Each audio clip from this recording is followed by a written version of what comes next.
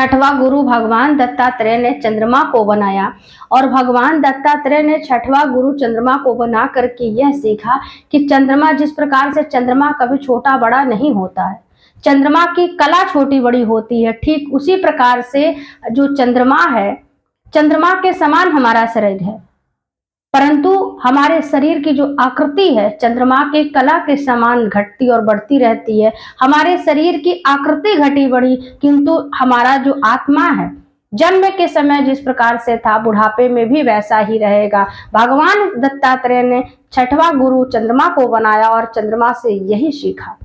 सातवां गुरु भगवान दत्तात्रेय ने सूर्य को बनाया। भगवान दत्तात्रेय कहते हैं जैसे सूर्य का प्रकाश सभी के रूप को समान रूप से प्राप्त होता है, सूर्य का प्रकाश सभी को समान रूप से प्राप्त होता है। जब सूर्य उदय होता है तो ये नहीं देखता कि ये मंदिर है, मस्जिद है, गुरुद्वारा है, सुंदर है, कुरूप है, रोगी है, स्वस्थ है, सूर्य ये नहीं देखता।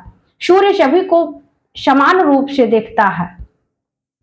ठीक इसी प्रकार से भगवान दत्तात्रेय कहते हैं कि संत का जो दृष्टि है, संत के अंतर जो संत होते हैं उनको प्रवचन समान रूप से करना चाहिए, निष्काम भाव से करना चाहिए।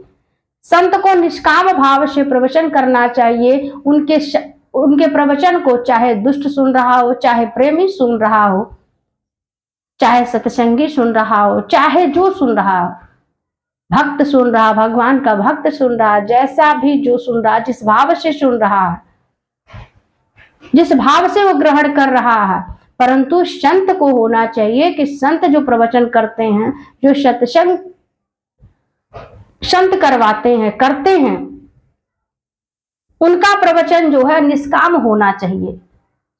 उस सत्संग को चाहे दुष्ट सुने, चाहे भावुक व्यक्ति भावुक होकर के सुने, चाहे भक्त हो, चाहे जैसे जिस भाव से वह सुनता है उसको उसी भाव से प्राप्त होगा उसका फल, परंतु संतों को होना चाहिए निष्काम भाव से प्रवचन करें। भगवान दत्तात्रेय ने सातवां गुरु सूर्य को बनाया और सूर्य से भगवान दत्तात्रेय ने ये